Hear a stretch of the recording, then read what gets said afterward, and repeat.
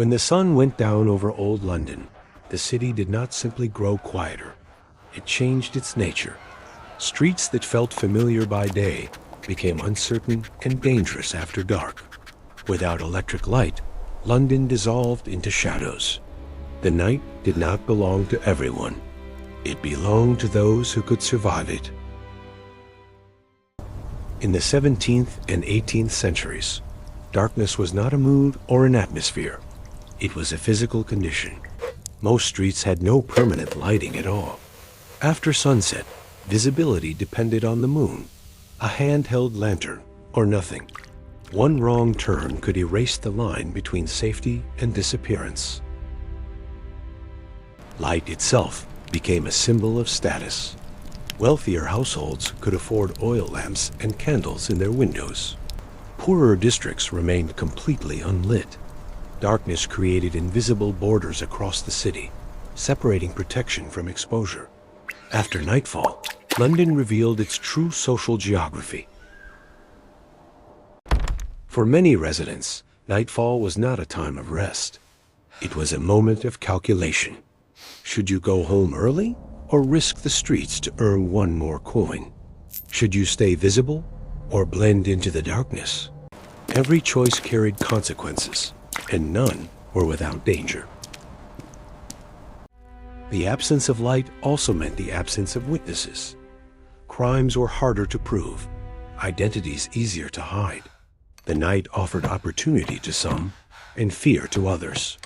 London after dark became a parallel city, governed less by law and more by instinct. This was the moment when the city truly divided, not by walls, gates, or laws, but by shadows that stretched across every street. Some people crossed them with confidence, others froze in fear. Night exposed what daylight concealed, power slipping away and survival taking its place. To understand old London, you must understand its nights, because in darkness, the city revealed its real character. After sunset, London did not fall under chaos. It fell under a different kind of order. The official law grew thin, while informal power grew stronger. Night belonged to those who knew its rhythms, where to walk, whom to avoid, and when to disappear. Control shifted from institutions to individuals.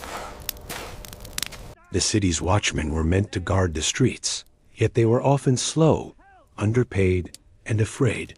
Carrying lanterns and halberds, they patrolled in small groups, calling out the hours into the darkness. Many locals trusted them little, knowing that danger could arrive faster than help. Beyond the watchmen stretched a world of quiet alliances and hidden arrangements. Informal guides led strangers through dangerous alleys for a fee. Pickpockets worked in crowded tavern doors, while lookouts scanned the shadows for trouble. Survival depended on knowing the right people. Taverns became the true nerve centers of the night. Here news traveled faster than any proclamation from the crown.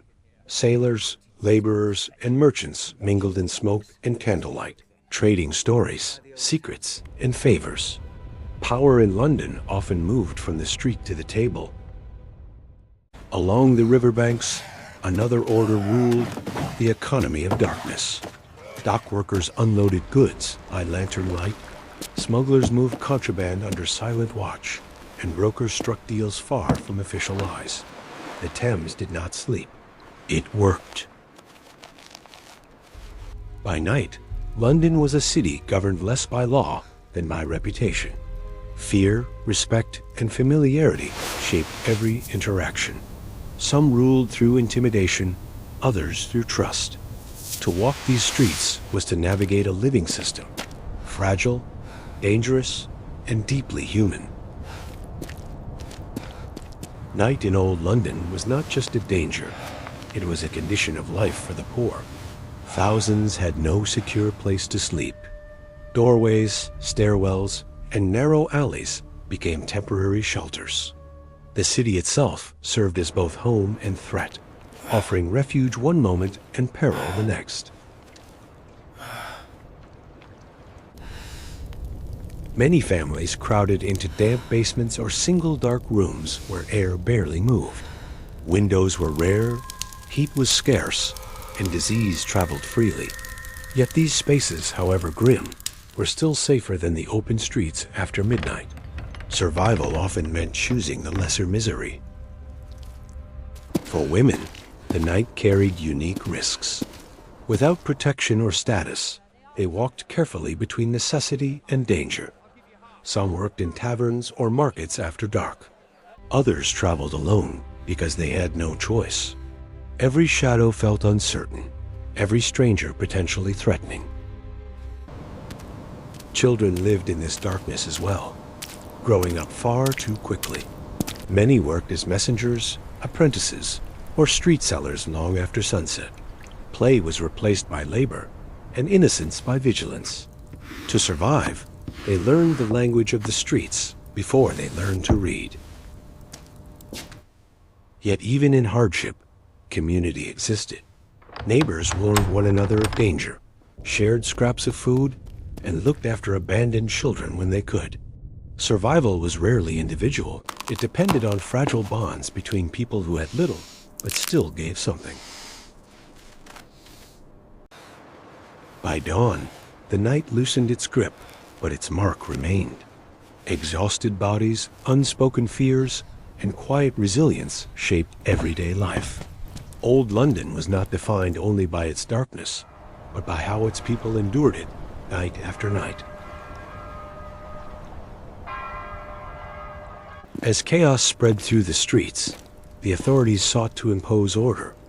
Watchmen patrolled the city with lanterns, bells, and halberds, but their presence was often more symbolic than effective. Many were elderly or poorly trained, and the darkness easily swallowed them. Above them stood the magistrates, determined to maintain control through fear as much as law. Public punishments, stocks, and whippings were common sights meant to remind the poor of their place. Justice was swift, but rarely merciful. Yet crime adapted faster than the law. Gangs operated in shadows, communicating through secret signals and hidden routes. Informants were bribed, intimidated, or simply ignored. For every criminal caught, two more slipped through unseen. Some elites preferred private justice. Wealthy households hired armed guards, creating invisible borders within the same city. While the rich slept behind locked gates, the poor navigated a world where protection depended on loyalty, reputation, or sheer luck.